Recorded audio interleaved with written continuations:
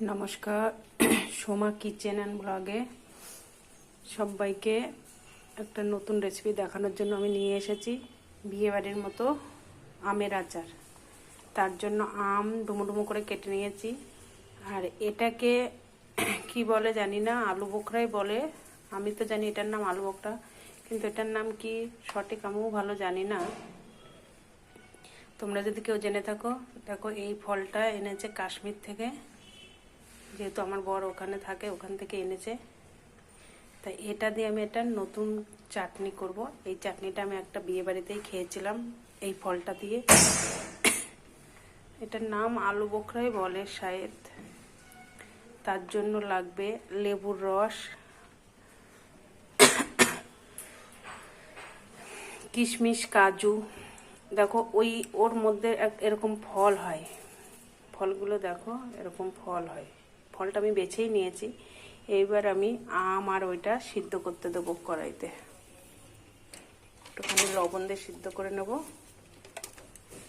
এর মধ্যে আমি একটু লবণ দিয়ে দিলাম। লবণ দিয়ে আমটা আর ওই আলু বোখরাটা সিদ্ধ করে নেব। এই চাটনিটা বানানোর জন্য আমি একটা অল্প করে একটু মশলা করে নেব। তার জন্য মশলাটা শুকনো হিসেবে ভেজে নেব। একটু হাফ শুকনো লঙ্কা, মৌরি আর ধনে। মৌরি ধনের যে কম্বিনেশন, সেটা তো এমনিতেই ভালো লাগে, আর এই চাটনির উপর ছড়িয়ে দিলে আরও সুন্দর। একদম মনে হবে যে বিয়ে বাড়িতেই আমরা এই চাটনিটা খাচ্ছি, বিয়ে বাড়ির চাটনি কেউ আমাদের এনে দিয়েছে। মশলাটা হালকা একটু ভেজে নিচ্ছি। একটু ভাজা হয়ে গেলে নামিয়ে নেব। দেখো আমটাও সিদ্ধ হয়ে যাওয়ার মধ্যে হয়ে গেছে প্রায়। এই চাটনিটা অনেকটা মিষ্টি মিষ্টি ঝাল ঝাল হবে। একবার অবশ্যই তোমরা বাড়িতে বানিয়ে খেয়ে দেখবে। সবাই তো চাটনি বানিয়ে খায়, কিন্তু এরকম করে চাটনি বানিয়ে খাবে, দেখবে খুবই ভালো লাগবে। আমারও খুব ভালো লাগে এই চাটনিটা, আমি একটু বেশি করেই বানিয়ে রাখি। নামিয়ে নিচ্ছি। নামিয়ে এটা আমি একটা রুটি বেলার উপরে রেখে দেবো, দিয়ে এটা একটুখানি ঠান্ডা হলেই মশলাটা করে নেব। দেখো আমটা সিদ্ধ হয়ে গেছে, এবার আমি নামিয়ে নেব একটা পাত্রে।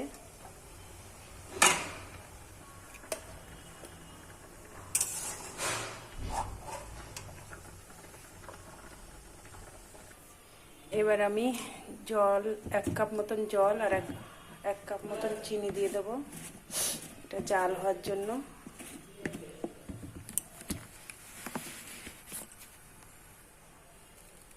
চিনিটা দিয়ে দিচ্ছি,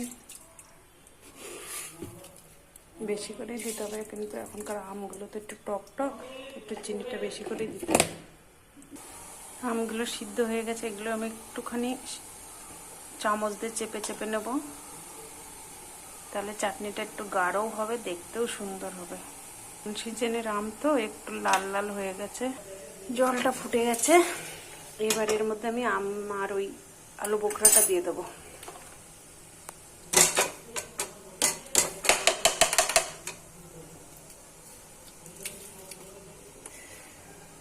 যেহেতু আমি লবণ দিয়ে সিদ্ধ করে নিয়েছিলাম, তবু একটুখানি লবণ দিয়ে দেবো। এটা এরকম জাল হতে লাগুক।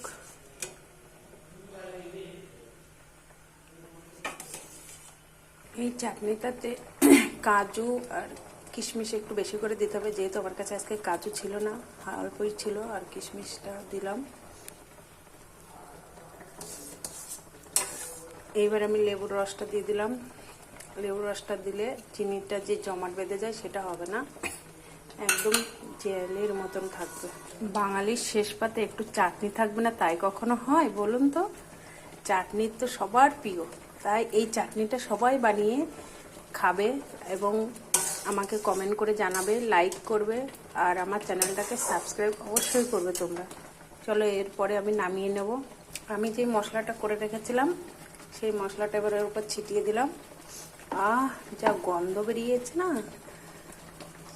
চাটনি সবারই প্রিয়, চাটনি না হলে হবেই না। লাস্ট পাতে সবারই, যে কোনো অনুষ্ঠান, বাড়িতে ছোটোখাটো বিয়ে বাড়ি, কোনো অনুষ্ঠানের লাস্টে তো বাঙালির চাটনি চাই তো চাই। এরকম একটা চাটনি পেলে আর কথাই হবে না।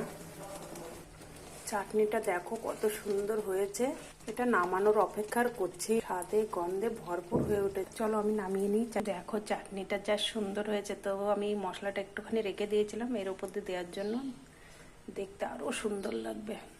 বন্ধুরা, তোমাদের সত্যি যদি রেসিপিটা ভালো লাগে আমাকে লাইক করবে, শেয়ার করবে, কমেন্ট করবে, সাবস্ক্রাইব অবশ্যই করবে।